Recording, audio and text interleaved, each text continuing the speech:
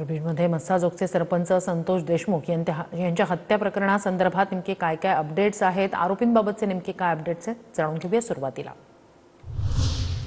सरपंच संतोष देशमुख हत्या प्रकरणातील सर्व 8 आरोपींवर मकोका अंतर्गत कारवाई। आरोपी सुदर्शन घुले, सुधीर सांगळे, विष्णू चाटे, जयराम चाटे, महेश केदार, प्रतीक घुले, कृष्णा आंधळे आणि सिद्धार्थ सोनवणेवर मकोका। बीड प्रकरणात कुणीही सुटणार नाही, पुराव्यांच्या आधारावर कारवाई होईल, मुख्यमंत्री देवेंद्र फडणवीस यांची प्रतिक्रिया। खंडणी ते हत्या प्रकरण हे कटकारस्थान संघटित गुन्हेगारी, वाल्मिक कराडवरही मुक्का लावा, सर्व आरोपींना 302 अंतर्गत गुन्ह्यात घेऊन फाशी द्या, देशमुख कुटुंबीय आक्रमक।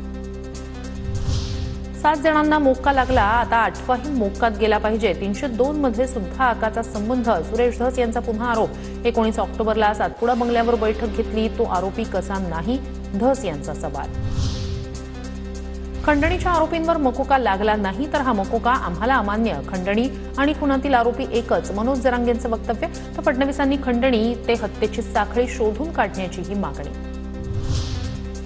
बीड प्रकरणातील सर्वच आरोपींवर मकोका का नाही लावला, परभणी आणि बीडच्या प्रकरणात माणुसकीच्या नात्यानं कायदे लागले पाहिजेत, खासदार सुप्रिया सुळे यांचा आक्रमक पवित्रा। बीड सरपंच हत्या प्रकरणात महत्त्वाची अपडेट, आरोपी वाल्मिक कराड आणि सुदर्शन घुलेचा 6 डिसेंबरला 2 वेळा फोनवर संवाद। 6 डिसेंबरला झालेल्या वादानंतरच 9 डिसेंबरला संतोष देशमुखांची हत्या।